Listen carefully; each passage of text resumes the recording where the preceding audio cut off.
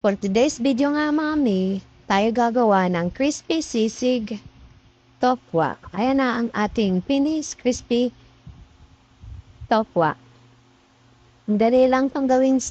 Tara na guys, tayo magluluto na. Nagpainit nga lang ako ng pan, tapos nilagyan ko ng mantika at iprituin natin ang ating tokwa.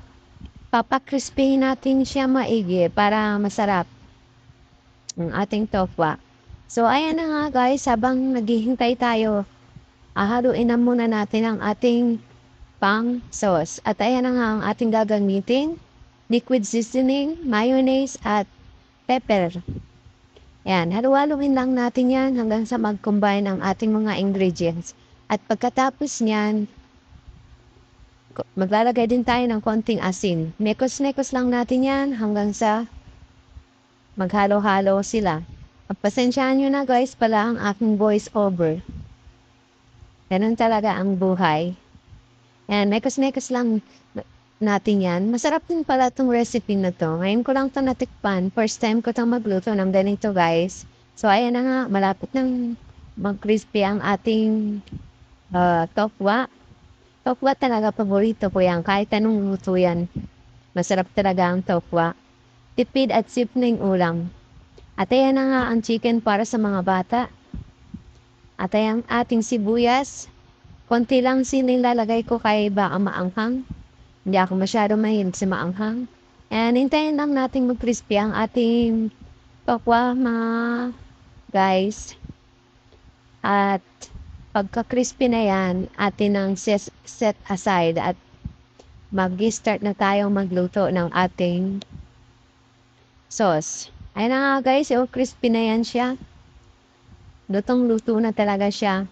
At sa isang pan nga, magre-ready tayo, maglalagay tayo ng konting mantika at butter. At ilalagay na natin ang ating sibuyas. At mekos-mekos lang yan. At pagka nalagay na natin ang ating sibuyas, lalagay na din natin ang ating konting sili. Konting sili lang guys, baka kasi hindi ko makain, hindi ako mahilig sa maanghang. Kahit Bicolana ako. Yan. At ilalagay na natin ang ating tokwa, tofu. Yan, mekos-mekos lang natin yan hanggang sa mag-combine ang ating mga ingredients. At pagka na-combine na yan at naluto na siya guys, papatayin na natin yan at ihahalo na natin dun sa sauce na mekos-mekos natin. Yan. At ayan na nga guys, lalagay na natin dun sa mayonnaise na ating hinalo-halo at yan, luto na yan guys. Ang ating sisig tokwa. Crispy sisig tokwa. Sarap din pala to guys. Ngayon ko lang natikman. First time ko magluto ng ganito. So, it's thumbs up. At kung nagustuhan nyo nga ang video ito, huwag niyong kalimutang mag-follow. Salamat sa panonood. Tara na guys, kain na tayo.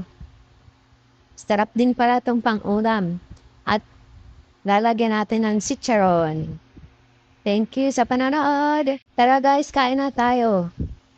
At maraming salamat pala sa lahat ng nanonood ng aking video. Thank you so much.